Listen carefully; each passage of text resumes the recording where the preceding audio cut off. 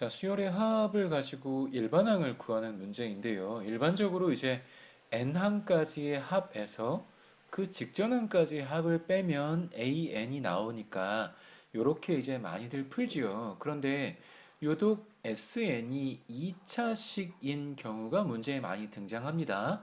sn이 2차식인 경우가 많이 등장하는 이유는 등차 수열의 합이 늘 2차식의 꼴로 표현되기 때문에 그래. 자, 등차 수열의 합은 우리가 공식으로 2분의 n에 2a 더하기 n-1d 이렇게 되거든. 얘를 전개해 보면 이 분자 부분에서 n의 2차식이 나오는 걸 알 수 있어. 그래서 n에 대한 2차식은 sn이 n에 대한 2차식이다. 그러면 얘는 등차 수열의 합이야. 그래서 시험 문제 같은 데에도 거의 대부분 sn이 2차식으로 나오는 경우를 많이 묻는 편이에요.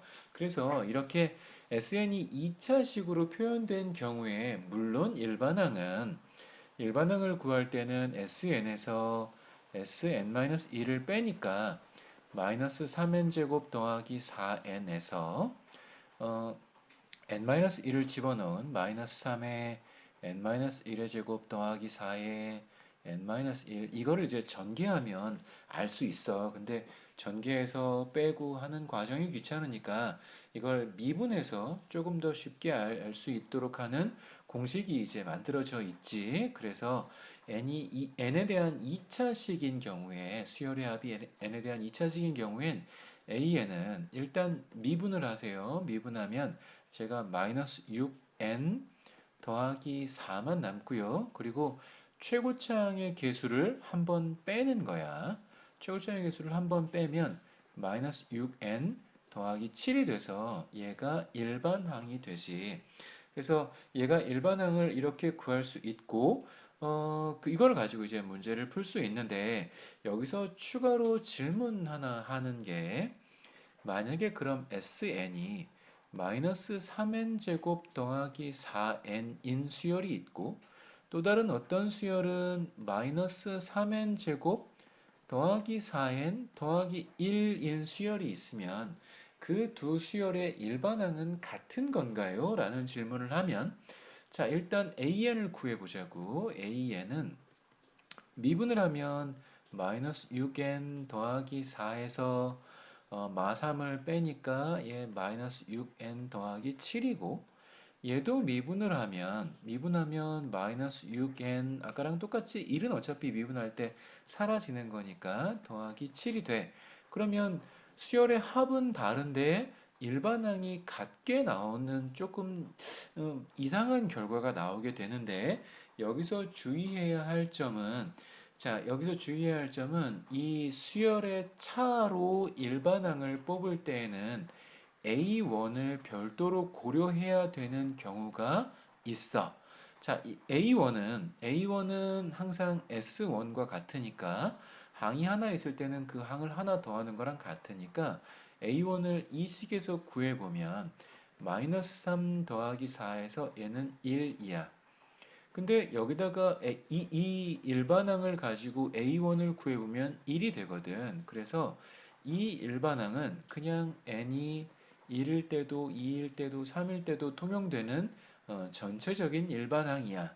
그런데 이 문제 같은 경우엔 A1, S1을 구해보면 1을 넣어보면 마3 더하기 4 더하기 1 돼서 5에서 3 뺐으니까 2가 나오거든.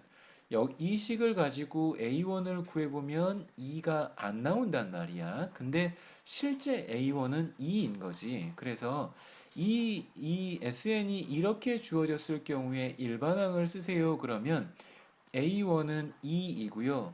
AN은 마이너스 6N 더하기 7이면서 N은 2, 3, 4 등등의 정수에만 해당됩니다. 라고 쓰셔야 돼요.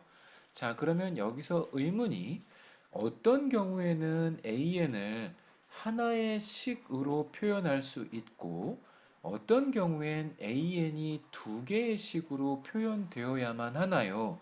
라고 이제 의문을 가질 수 있는데 an이 하나의 식과 두 개의 식으로 만들어져야 되는 이런 가장 큰 차이점은 여기에서 등장해. 자, 이렇게 해서 AN을 구할 때 주의할 점은 우리가 N에다가 1을 넣을 수 없어, 원칙적으로. 왜냐하면 1을 넣으면 A1은 S1 빼기 S0가 되는데 수열에서 A0니 S0니 이런 값은 존재하지 않는 값이거든. 그래서 이렇게 일반항 AN을 구할 때 N은 2부터 쓸 수 있는 거야. 2를 넣으면 A2는 S2 빼기 S1이니까 A2 구해지고 A3도 S3 빼기 S2로 구해지고 등등등 해서 AN까지 구해지는 거거든. 그래서 원래는 A1을 아까 얘기한 것처럼 S1으로 이용해서 별도로 항상 구해야 돼. 근데 구하지 않아도 되는 경우가 있거든. 언제냐 하면 우리가 n에다가 1을 넣을 수 없다고 했는데 강제로 1을 한번 넣어 보자고. 그러면 A1는 S1 빼기 S0가 되어서 요 녀석이 문제이거든. 근데 요 녀석이 0이 된다고 가정해 보면 그러면 우리가 원래 A1 구하려고 했던 A1은 S1과 같아요. 요런 식이랑 똑같은 식이 되잖아. 그래서 다시 정리하면 S0가 0이 되면 S0가 0이 되면 우린 A1을 별도로 구할 필요가 없는 거야. 이 식을 보면 S0를 강제로 만들어 보면 S0가 0이 되거든. S0는 수열에 원래 없는 놈이지만 강제로 만들어 보면 S0가 제로가 돼. 이런 경우엔 A1을 별도로 구할 필요가 없어.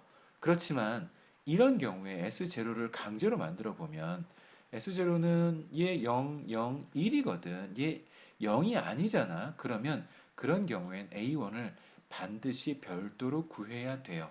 그래서 SN을 가지고 AN을 구하는 거에 대해서 몇 가지 원칙들을 설명했는데 일단 SN이 2차식이면 등차 수열의 합입니다. 그리고 그럴 땐 SN 빼기 SN-1을 이용해서 풀 수도 있지만 미분을 응용해서 조금 더 쉽게 구할 수 있어.